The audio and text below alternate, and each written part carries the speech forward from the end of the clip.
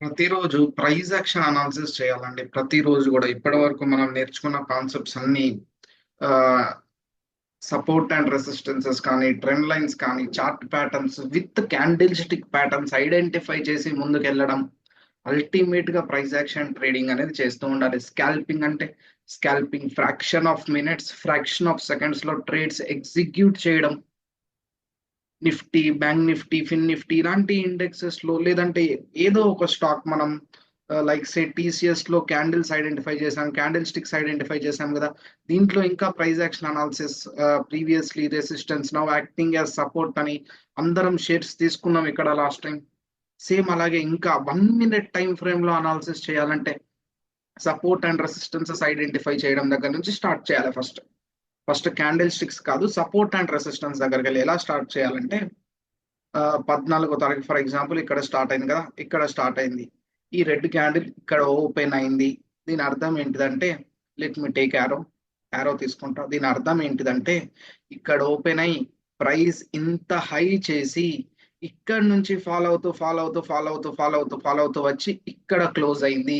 Red colour వచ్చిందంటే open పైన జరిగింది, క్లోజ్ కింద జరిగింది. ఎస్, తెలుసు మనకు అందరికి. అంతేకాని ఇది షూటింగ్ స్టార్ వచ్చింది మార్కెట్ కిందకి వెళ్తుంది అని డైరెక్ట్ ప్రిడిక్ట్ చేయొద్దు. అనాలిసిస్ చేస్తున్నాం. మార్కెట్ ఇక్కడ నుంచి ఫాలో అవుతూ ఫాలో అవుతూ ఫాలో అవుతూ ఫాలో అవుతూ కింద పడింది, సెకండ్ క్యాండిల్ ఓపెన్ అయ్యి మళ్ళీ ఇక్కడ వరకు వచ్చింది. దాని అర్థం ఏంటిదంటే, ఇక్కడ లాట్ ఆఫ్ సప్లై జరిగింది.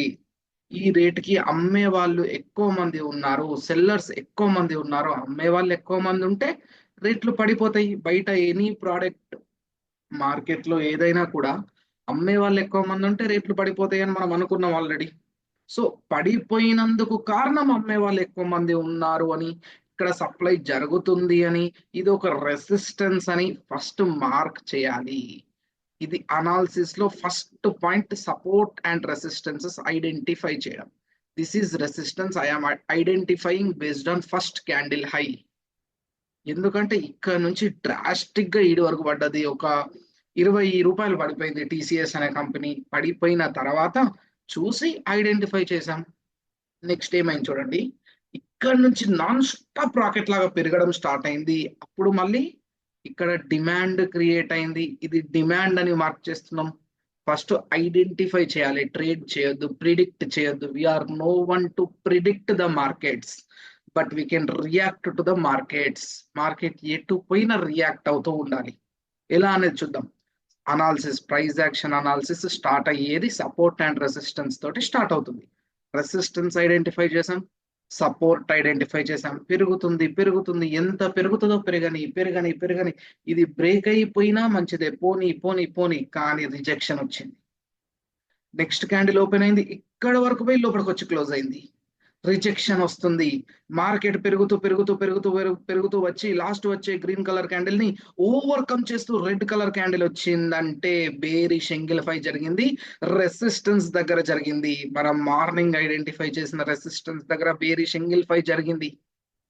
మార్కెట్ ఇక్కడ వరకు పోయి కింద ఫాల్ అయింది అంటే ఇక్కడ నుంచి సప్లై జరిగింది. సప్లయర్స్ ఇక్కడ ఉన్నారు, అమ్మే వాళ్ళు ఇక్కడ ఉన్నారు. న్యూ రెసిస్టెన్స్ మార్క్ చేయండి ఫస్ట్ ఆఫ్ ఆల్. అంటే ఇదంతా ఒక జోన్, మనకి ఇంతసేపు తెలియదు, ఇప్పుడే తెలిసింది, చూశాక తెలిసింది. ఇక్కడ నుంచి ఇక్కడ వరకు ఈ జోన్ మొత్తం సప్లై జోన్ అని తెలిసింది మనకి ఇప్పుడు. ఇది ఒక న్యూ రెసిస్టెన్స్. ఇప్పుడు ఇదంతా రెసిస్టెన్స్. ఈ గ్యాప్ లో నుంచి ప్రైస్ ఎప్పుడైనా రివర్స్ అవ్వచ్చు అని ఇప్పుడే అర్థమైంది మనకు, ఈ క్యాండిల్ ని చూశాక, ఈ క్యాండిల్ ని చూశాక. సరే, మార్కెట్ పెరుగుతూ పెరుగుతూ పెరుగుతూ వచ్చి రెసిస్టెన్స్ దగ్గరకు వచ్చి లాస్ట్ వచ్చే గ్రీన్ కలర్ క్యాండిల్ ని ఓవర్కమ్ చేస్తూ రెడ్ కలర్ క్యాండిల్ వచ్చింది. బేరిష్ ఎంగిల్ఫై జరిగింది. మార్క్ చేయండి. ట్రేడ్ ప్లాన్ చేయాలి. ఇప్పుడు ట్రేడ్ ప్లాన్ చేయాలి. ఎలా ప్లాన్ చేయాలంటే, ట్రేడ్ ఈ ప్యాటర్న్ క్యాండిల్ స్టిక్ ప్యాటర్న్ కింద ఎంటర్ అయ్యి క్యాండిల్ స్టిక్ ప్యాటర్న్ పైన స్టాప్ లాస్ పెట్టి నియరెస్ట్ సపోర్ట్ టార్గెట్. మరి డైరెక్ట్ సపోర్ట్ అని చెప్పలేం, మళ్ళా ప్రిడిక్ట్ చేయలేం. We are no one to predict the markets, but we can react to the markets. ఎటు పోతే అటు, ఎంత పోతే అంత వెళ్తూ ఉండాలి, వెళ్తూ ఉండాలి. జస్ట్ బేరిష్ ఎంగిల్ఫై కింద నేను షార్ట్ పొజిషన్ పెట్టి, జస్ట్ ఇదొక అనలిటిక్స్ టూల్, జస్ట్ ఇదొక అనలిటిక్స్ టూల్, షార్ట్ పొజిషన్ పెట్టి దాని పైన స్టాప్ లాస్ పెడితే ఎన్ని పాయింట్లు స్టాప్ లాస్ ఉన్నది చూడండి. 10 పాయింట్లు స్టాప్ లాస్. 10 పాయింట్లు నేను లాస్ అవ్వడానికి రెడీ ఉన్నాను. 10 రూపీస్ లాస్ అవ్వడానికి. ఓకే, 10 రూపీస్ టార్గెట్ పెట్టుకుందాం. మినిమం 1:1. నేను ఎంత పోగొట్టుకోవడానికి రెడీ అయ్యానో మినిమం అంత తీసుకోవడానికి రెడీ. ఓకే, సపోర్ట్ అంటే నియరెస్ట్ సపోర్ట్ వరకు కూడా తీసుకుంటాం, వచ్చేస్తాం. మినిమం 10 పాయింట్లే, అంతకంటే ఎక్కువ ఎక్స్పెక్ట్ చేయడం కూడా కరెక్ట్ కాదు. ఒకవేళ నాన్ స్టాప్ ఈ రెడ్ క్యాండిల్ ఇలా వచ్చినట్టే ఇంకోటి కూడా ఇలా వచ్చి ఇలా పడుతుంది అంటే వెయిట్ చేస్తాం. ఎంత మార్కెట్ మూవ్మెంట్ వస్తే అంత క్యాప్చర్ చేయడానికి ట్రై చేస్తాం.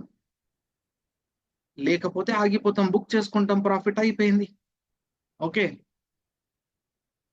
Just second. యా, సో ఇలా ట్రేడ్ ప్లాన్ చేయాలి. ప్యాటర్న్ కింద ఎంట్రీ, ప్యాటర్న్ పైన స్టాప్ లాస్. ఇది బేరిష్ కాబట్టి ఇలా ప్లాన్ చేశాం. నెక్స్ట్ చూడండి, మార్కెట్ పడుతూ పడుతూ పడుతూ ఈ కలర్ చేంజ్ చేస్తా. ఈ రెక్టాంగిల్ ఐడెంటిఫై చేసిన దాని కలర్ చేంజ్ చేస్తే సో దట్ క్లియర్ ఉంటుంది. యా, ఐడెంటిఫై చేసిన దాని కింద ఎంటర్ అయ్యాం, పైన స్టాప్ లాస్ పెట్టాం 10 రూపాయలు, కిందికి 10 రూపాయలు టార్గెట్ తీసుకోవడానికి వెళ్ళాము. సరే, ఒక పర్ఫెక్ట్ ఎంట్రీని ఇలా ప్లాన్ చేశాం. ఫస్ట్ రెసిస్టెన్స్ ఐడెంటిఫై చేసి మార్కెట్ మళ్ళా రెసిస్టెన్స్ దగ్గరకు వచ్చి రెండో కన్ఫర్మేషన్, రెసిస్టెన్స్ ని రెస్పెక్ట్ చేస్తూ మూడో confirmation, bearish candle stick pattern form అయింది. గుర్తుపెట్టుకోండి, 3 కన్ఫర్మేషన్స్ ఉన్నాయి మార్కెట్ లో. మార్కెట్ పడుతూ పడుతూ పడుతూ పడుతూ వచ్చి మనం అనుకున్న సపోర్ట్ దగ్గరకు వచ్చి లాస్ట్ వచ్చే రెడ్ కలర్ క్యాండిల్ ని ఓవర్కమ్ చేస్తూ గ్రీన్ కలర్ క్యాండిల్ వచ్చింది. బుల్లిష్ ఎంగిల్ఫై జరిగింది. కానీ మనం అనుకున్న సపోర్ట్ కంటే కింద పడ్డది. పడే వరకు చూస్తున్నాం, పడని ఎంత పడి నాన్ స్టాప్ కిందికి పోతే మనం పట్టించుకోం బేసిక్ గా. కానీ దాన్ని రెస్పెక్ట్ చేసి బుల్లిష్ ఇండికేషన్ ఇస్తుంది చూసారా, అప్పుడు పట్టించుకుంటాం. మనం అనుకున్న సపోర్ట్, ఇంకొక సపోర్ట్ కింద, ఇంకొక సపోర్ట్ డ్రా చేద్దాం ఇప్పుడు. ఓకే, ఇంకొక సపోర్ట్ ఇది డౌన్ సైడ్ నుంచి వెళ్ళి గ్రీన్ కలర్ ఇచ్చుకుందాం, సపోర్ట్ కి బెస్ట్ కదా. ఓకే, మార్కెట్ బుల్లిష్ ఎంగిల్ఫై చేసి పెరుగుతూ పెరుగుతూ పెరుగుతూ నాన్ స్టాప్ పెరుగుతూ, అంటే ఇదొక ఎంట్రీ, మళ్ళీ ఇదొక ఎంట్రీ ప్లాన్ చేయాలంటే బుల్లిష్ ఎంగిల్ఫై ని మార్క్ చేసుకొని బుల్లిష్ ఎంగిల్ఫై పైన ఎంటర్ అయ్యి లాంగ్ పొజిషన్ తీసుకొని దీనిపైన అంటే ప్యాటర్న్ ఫామ్ అయింది, సపోర్ట్ ని రెస్పెక్ట్ చేసింది, మనం అనుకున్న సపోర్ట్ దగ్గరికి ప్రైస్ వచ్చింది. అంటే ఆల్మోస్ట్ 3 కన్ఫర్మేషన్స్ కుదిరినా కూడా డైరెక్ట్ దునుకుతలేం మార్కెట్లకు, కొంటలేం డైరెక్ట్ పోయి. దీన్ని రెస్పెక్ట్ చేసి ఏమాత్రం పైకి కదులుతుందో అక్కడ కొందాము అని అనుకుంటున్నాం. దాని కింద స్టాప్ లాస్ పెట్టుకుంటాం. ఎంత? 6 పాయింట్స్ స్టాప్ లాస్ ఉన్నది. 6 పాయింట్స్ టార్గెట్ ఇచ్చిందా ఇయ్యలేదా? మంచిగా బ్రహ్మాండంగా ఇచ్చింది.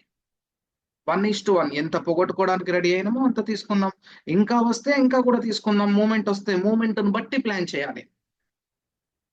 ఓకే, ఇక్కడ ఒక క్విక్ స్కాల్పింగ్ అయిపోయింది. నెక్స్ట్ మార్కెట్ పెరుగుతుంది, పెరగని, ఎంత పెరుగుతుందో పెరగని పెరగని పెరగని పెరుగుతూ పెరుగుతూ వెళ్ళి లాస్ట్ వచ్చే గ్రీన్ కలర్ క్యాండిల్ తర్వాత ఇండెసిషన్ క్యాండిల్ తర్వాత red colour candle evening star వచ్చింది.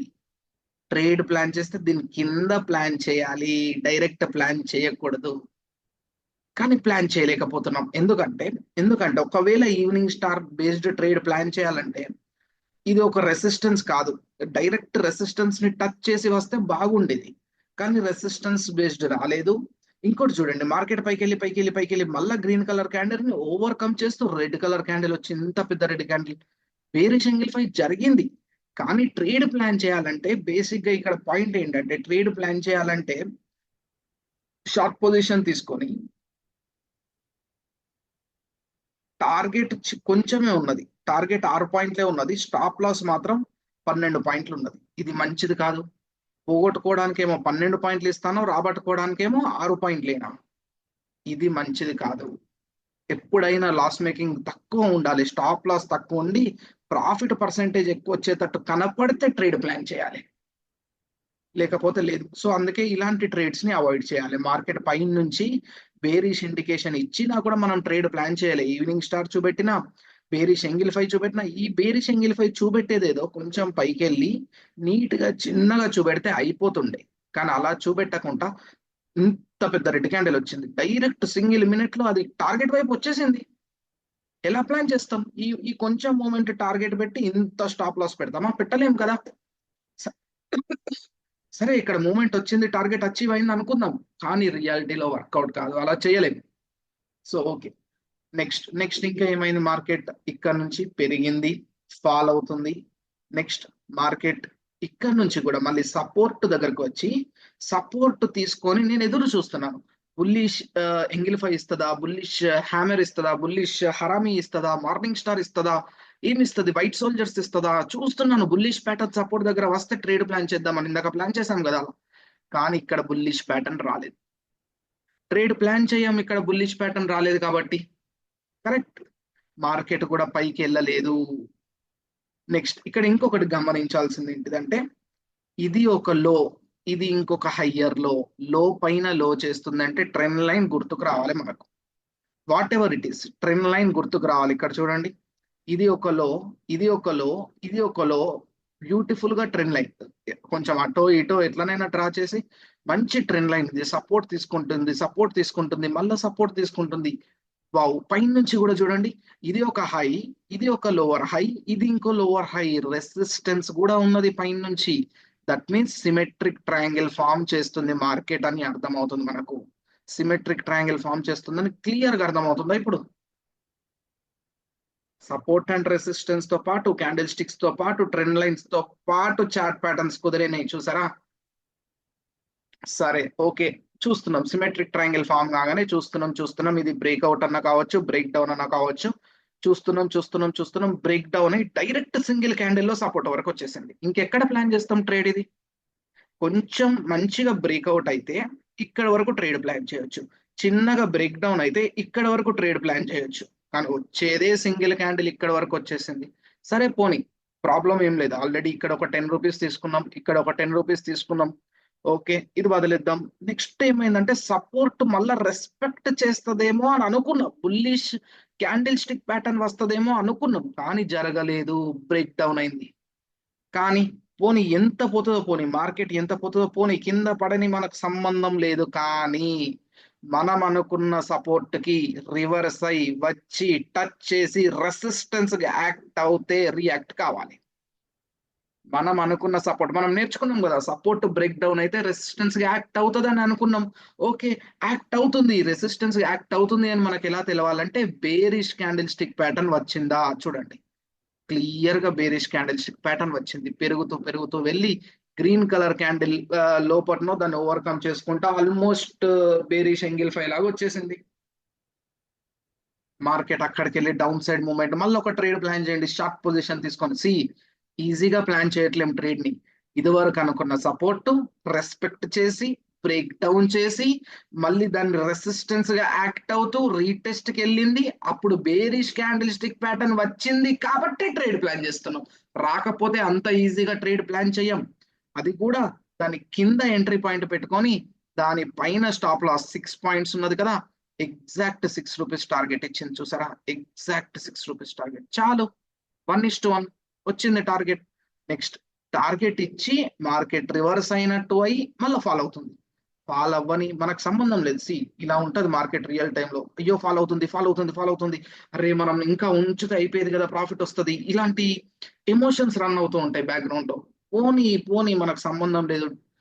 మన లక్ష్యము ఏం మ్యామ్ చెప్పేది కూడా ప్రతిసారి ఒకటే, ఏంటిదంటే చిన్న ప్రాఫిట్స్ తీసుకోవాలి, రూల్ బేస్డ్ వెళ్ళాలి, కన్సిస్టెన్సీ మెయింటైన్ చేయాలి, పేషెన్స్ తోటి ఉండాలి, అనాలిసిస్ బేస్డ్ వెళ్ళాలి, స్కాల్పింగ్ ట్రేడ్స్ తీసుకుందాం with fixed loss and with fixed target. ఏదైనా ఒకటి రెస్పెక్ట్ చేసి తీసుకుందాం. ఓకే, అండ్ ఇదే ఎవర్ గ్రీన్ కూడా ఇదే ఈ మోడలే సస్టైన్ అవుతున్నాం, లాంగ్ టర్మ్ లో కూడా సస్టైన్ అవ్వగలుగుతాం. నెక్స్ట్ మార్కెట్ ఫాలో అవ్వకుండా మళ్ళీ రివర్స్ అయ్యి మనం అనుకున్న సపోర్ట్ దగ్గరికి వచ్చి రెసిస్టెన్స్ గా యాక్ట్ అవుతూ మళ్ళీ బేరిష్ హరామి చేసింది. మార్కెట్ పెరుగుతూ వచ్చి గ్రీన్ క్యాండిల్ లోపల రెడ్ కలర్ క్యాండిల్ కూర్చుంది. అయినా కానీ మనం ఎంట్రీ ప్లాన్ చేయాలంటే బేసిక్ గా దీని కింద ప్లాన్ చేస్తాం, అవునా? కానీ దాని కిందికి రాలేదు ప్రైస్. చూడండి ఇక్కడ, దీని కిందికి రాలేదు ప్రైస్. మనం ఎంట్రీ ఎక్కడ ప్లాన్ చేస్తాం? ఇక్కడ ప్లాన్ చేస్తాం కదా. ఇక్కడికి రాలేదు ప్రైస్, రాకుండా మార్కెట్ మళ్ళీ పైకి వెళ్ళి గ్రీన్ లోపల రెడ్కి వచ్చింది, మళ్ళీ బేరిష్ యాంగిల్ 5 ఇచ్చింది. సో ఓకే, ఇప్పుడు ఇది మన ఎంట్రీ పాయింట్, బేరిష్ ఇండికేషన్ ఇచ్చింది. ఒకవేళ ఎంట్రీ ప్లాన్ చేయాలంటే ఇప్పుడు ఎక్కడ ప్లాన్ చేస్తాం చెప్పండి? ఎంట్రీ ప్లాన్ చేయాలంటే దాని కింద ప్లాన్ చేస్తాం. షార్ట్ పొజిషన్ తీసుకొని దీని కింద ఎంటర్ అయి పైన స్టాప్ లాస్ పెడతాం. 7 పాయింట్స్ ఉన్నది. ఓకే, 7, ఎస్ ట్రిగ్గర్ అయింది చూసారా, ఎంట్రీ పాయింట్ ట్రిగ్గర్ అయ్యి స్టాప్ లాస్ ట్రిగ్గర్ కాలేదు, ఆల్మోస్ట్ వెళ్ళింది కానీ ట్రిగ్గర్ కాలేదు. ఎందుకంటే మన స్టాప్ లాస్ ఎక్కడ ఉంది అంటే ప్యాటర్న్ పైన స్టాప్ లాస్ ఉంది. 7 పాయింట్స్ టార్గెట్ ఇచ్చిందా, 7 పాయింట్స్ ఎగ్జాక్ట్ 1:1, 7 పాయింట్స్ టార్గెట్ కూడా అచీవ్ అయింది. ఇలాంటి ట్రేడ్స్ కావాలి. అసలు ఎందుకు తీసుకున్నాం ట్రేడ్స్, ఇక్కడ రీజన్ రాయండి. ఇదివరకు ఉన్న సపోర్ట్ మధ్యాహ్నం బ్రేక్ డౌన్ అయింది, తర్వాత రెసిస్టెన్స్ గా యాక్ట్ అవుతుంది, రెసిస్టెన్స్ గా యాక్ట్ అవుతూ బేరిష్ క్యాండిల్ స్టిక్ ప్యాటర్న్ ఇచ్చింది, ఇచ్చినా కూడా బ్లైండ్ గా ఎంటర్ కాకుండా దాని కింద ఎంట్రీ పాయింట్ పెట్టాము, కిందికి దాన్ని రెస్పెక్ట్ చేసి వస్తే ట్రిగ్గర్ అయింది ఎంట్రీ. ఈ అనాలిసిస్ ఈ పాయింట్స్ కావాలి మనకు. సరే మనం ఎంటర్ అయ్యాం, టార్గెట్ తీసుకున్నాం, అయిపోయింది. ఇక్కడ ఒక 10, ఇక్కడ 10, ఇక్కడ ఒక 7, ఇక్కడ ఒక 7, ఓవరాల్ ఒక 30-35 పాయింట్స్ తీసుకున్నాం. నెక్స్ట్ మార్కెట్ పైకి వెళ్తుందా, పైకి వెళ్తుందా? ఈసారి చూడండి అసలు మనకి ఏం అర్థం అవుతుందంటే పొరపాటున సిమెట్రిక్ ట్రయాంగిల్ బ్రేక్ డౌన్ అయ్యి సపోర్ట్ బ్రేక్ డౌన్ అయ్యి కింద పడ్డది, అప్పటికెళ్ళి పెరుగుదామని చూస్తుంది, ఆపుతుంది మార్కెట్. మార్కెట్ పార్టిసిపెంట్స్ అందరూ ఇక్కడ రెసిస్టెన్స్ గా భావించి సెల్ కొడుతున్నారు, సప్లై క్రియేట్ చేస్తున్నారు, సెల్లర్స్ మార్కెట్ పుట్టుకొస్తున్నారు. ఇక్కడ మార్కెట్ లో సెల్లర్స్ ఎగ్జాక్ట్ మళ్ళీ ఈ లెవెల్ కి రాగానే సెల్లర్స్ యాక్టివేట్ అవుతున్నారు. పాపం టీసీఎస్ మార్కెట్ పైకి పోదాం అనుకుంటుంది, కానీ మార్కెట్ పార్టిసిపెంట్స్ పోనివ్వట్లేరు అసలు. ఇదివరకున్న సపోర్ట్ బ్రేక్ డౌన్ అయింది, రెసిస్టెన్స్ యాక్ట్ అవుతుంది అని మార్కెట్ పార్టిసిపెంట్స్ అందరూ సప్లై క్రియేట్ చేస్తున్నారు, వాళ్ళతో పాటు మనం కూడా దూరిపోయి బయటకు వస్తున్నాం, వాళ్ళందరితో పాటు మనం కూడా ఎంటర్ అయ్యి బయటకు వచ్చేస్తున్నాం చిన్న చిన్న స్కాల్పింగ్ చేసి.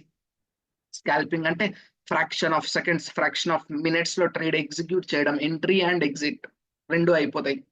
ఇంట్రాడే ట్రేడింగ్ లో ఇది ఒక పద్ధతి స్కాల్పింగ్ అనేది.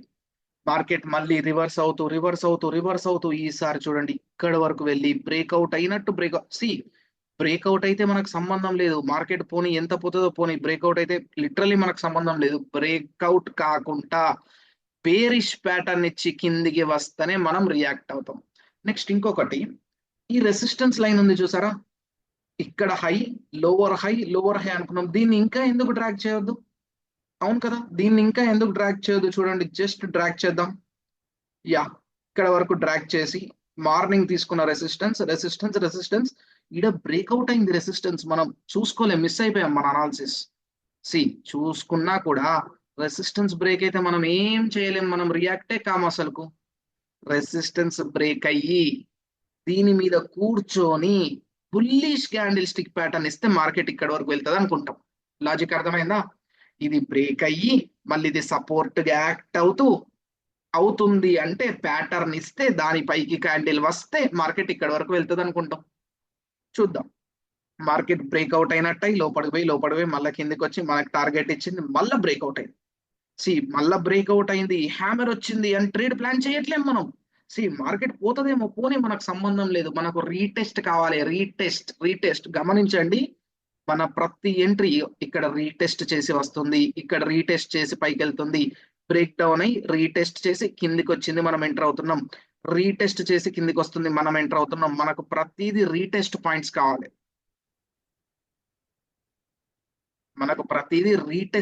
కావాలి, ఇక్కడ బ్రేక్అవుట్ అయింది, హ్యామర్ వచ్చింది, పైకి వెళ్తుంది, ప్రిడిక్ట్ చేయొద్దు, అనుకోవద్దు మార్కెట్ లో ఎప్పుడు కూడా. నెక్స్ట్ ఏమైంది, ఇదంతా రెసిస్టెన్స్ ఫేస్ కదా, న్యూ రెసిస్టెన్స్ క్రియేట్ అయింది ఇక్కడ. బేసిక్ గా ఇక్కడ నుంచి రిజెక్షన్ వచ్చి మార్కెట్ కిందకి వచ్చింది, న్యూ రెసిస్టెన్స్. ఇది ఒక న్యూ రెసిస్టెన్స్ గా మార్క్ చేయండి, ఇది ఒక న్యూ రెసిస్టెన్స్, ఇదంతా ఒక న్యూ రెసిస్టెన్స్ రెడ్ కలర్. ఎందుకంటే మార్కెట్ లో అక్కడ నుంచి రిజెక్షన్ వచ్చింది, బేసిక్ గా ఇక్కడ నుంచి రిజెక్షన్, ఇదంతా రెసిస్టెన్స్ జోన్, ఇదంతా కూడా.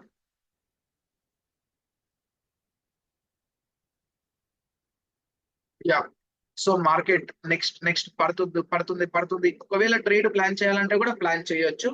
మార్కెట్ పడుతుంది కింద పడుతుంది, some indication, bearish indications complete. ఇక్కడ నుంచి చూడండి షూటింగ్ స్టార్ వచ్చింది, పెరుగుతూ వెళ్ళి గ్రీన్ కలర్ క్యాండిల్ లోపల రెడ్ కలర్ క్యాండిల్ కూర్చుంది, down side indication.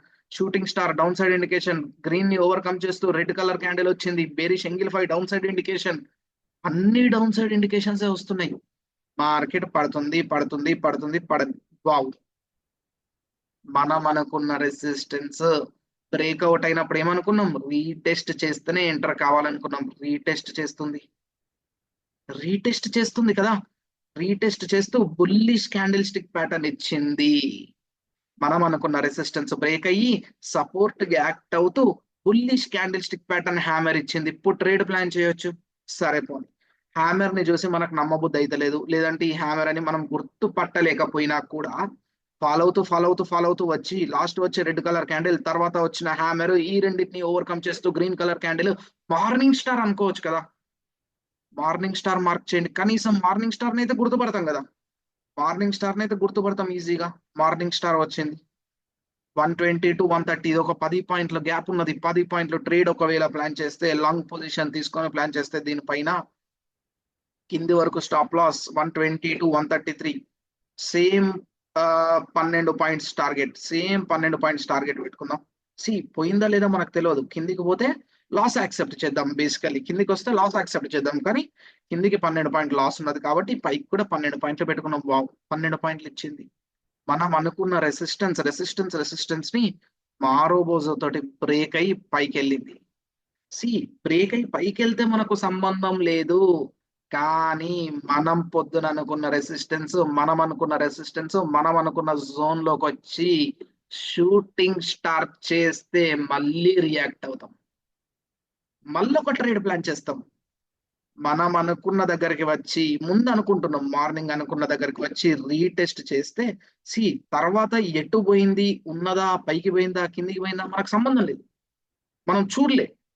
Short position plan చేసి దాని కింద ఎంట్రీ పాయింట్ పెట్టి పైన స్టాప్ లాస్ పెడుతున్నాం. ఎంత పాయింట్లు, 9 పాయింట్లు ఉన్నదా, 9 పాయింట్లు టార్గెట్ పెడతాం బేసిక్ గా. 9 పాయింట్ల టార్గెట్ అచీవ్ అయిందా లేదా చూద్దాం. అచీవ్ కాలేదు. ఏమైంది మరి, పైకి వెళ్ళిందా, స్టాప్ లాస్ ట్రిగ్గర్ అయిందా, దీన్ని ట్రాక్ చేయండి. ఇలా స్టాప్ లాస్ ట్రిగ్గర్ అయిందా, ఇక్కడ చూపిస్తుంది చూడండి, పిఎన్ఎల్ -5.7 అంట. Okay, will accept. 9 పాయింట్లు పోలేదు, కిందికి వచ్చింది, టార్గెట్ అచీవ్ అయింది. This is the beauty of price action. సరిపోదా, ఇక్కడ ఒక 10 పాయింట్లు, ఈడొక 10 పాయింట్లు, ఈడో 15 పాయింట్లు 35, ఈడొక 13 పాయింట్లు 48 పాయింట్స్, ఇప్పుడు మళ్ళీ ఒక 10 పాయింట్లు 58 points. With the investment of TCS లో ఒక షేర్ కొనాలంటే 800 రూపీస్ అయితే అండి. 800 రూపీస్ మీద 58 పాయింట్స్ ప్రాఫిట్ వచ్చిందంటే మోర్ దాన్ 6-7% వచ్చింది. చాలా ఎక్కువ ఈక్విటీ క్యాష్ మార్కెట్ లో అంత రావడం అంటే.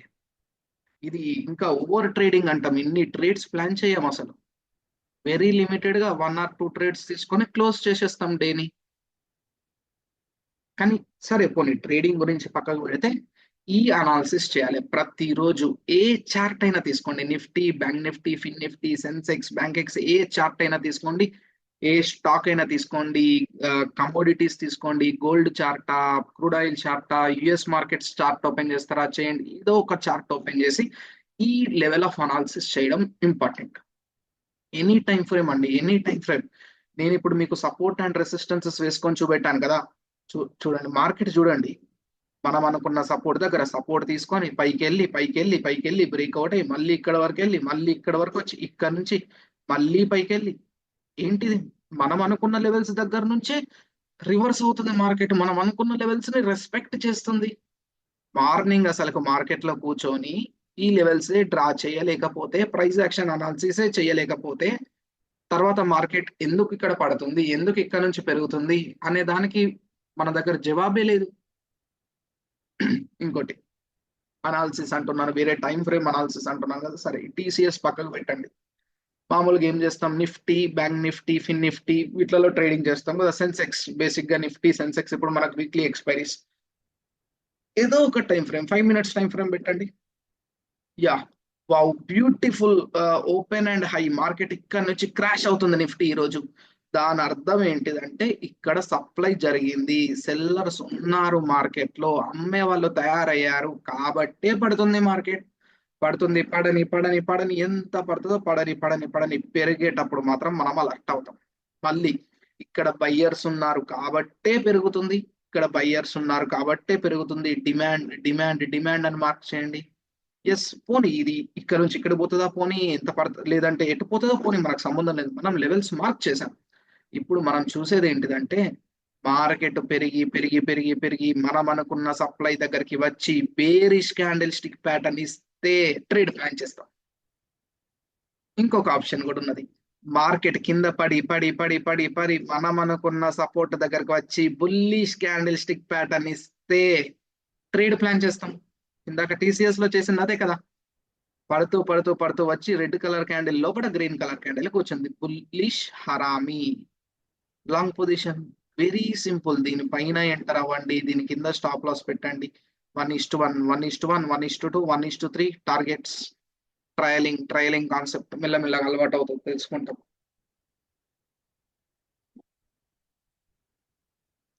ఇది analysis. Any market, any kind of market, single entry more than enough, single entry more than enough. Sensex graph చూడండి, సెన్సెక్స్ ఏమైంది, వావ్ సేమ్ సిచ్యువేషన్. సెన్సెక్స్ లో కూడా మార్కెట్ పడుతూ పడుతూ పడుతూ వచ్చి సపోర్ట్ తీసుకొని అదే సపోర్ట్ దగ్గరికి మళ్ళీ మార్కెట్ వచ్చి బుల్లిష్ హరామి చేసి పైకి వెళ్ళింది.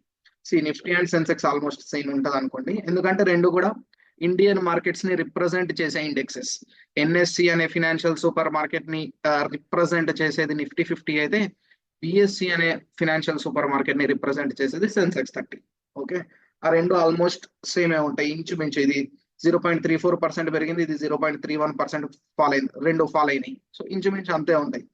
బట్ బ్యాంక్ నిఫ్టీ అలా కాదు, బ్యాంక్ నిఫ్టీ కొంచెం different. Bank Nifty total banking stocks కి సంబంధించింది కాబట్టి, వావ్ ఇది చూడండి, resistance resistance support support support.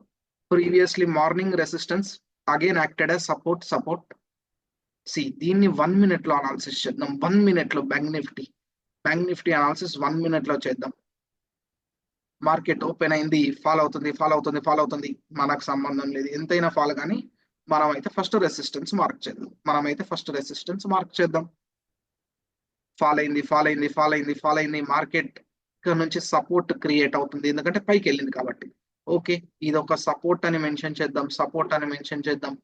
Market మళ్ళీ వచ్చింది, మళ్ళీ సపోర్ట్ దగ్గరకు వచ్చింది, బుల్లిష్ మనం అనుకున్న సపోర్ట్, మనం డ్రా చేసిన సపోర్ట్ కి వచ్చి టచ్ చేసి మార్కెట్ లో బుల్లిష్ హరామి చేసింది. Clear cut long position plan చేసి bank Nifty highly volatile market ఇలా ప్లాన్ చేస్తే కూడా పోగొట్టుకోవడానికేమో 101 పాయింట్లు ఉన్నాయి, పోగొట్టుకోవడానికి టార్గెట్ తీసుకోవడానికేమో 92 పాయింట్స్ ఉన్నాయి. సో బ్యాంక్ నిఫ్టీలో మనం యూజువల్లీ టెలిగ్రామ్ లో చూస్తూ ఉంటాం కదా, మ్యామ్ ఎలా ఇస్తారంటే మల్టిపుల్ టార్గెట్స్ ఇస్తారు, 30 పాయింట్స్ మల్టిపుల్ టార్గెట్స్. ఎంతో కొంత బుక్ చేసుకున్నా కూడా బ్యాంక్ నిఫ్టీలో మినిమం 30 పాయింట్స్ క్యాప్చర్ చేసుకున్నా కూడా మోర్ దాన్ 5%, 10% రిటర్న్స్ వచ్చినట్టు per investment. So different, this is different. Analysis చేద్దాం, ఎంట్రీస్ గురించి కాదు, అనాలిసిస్ చేద్దాం.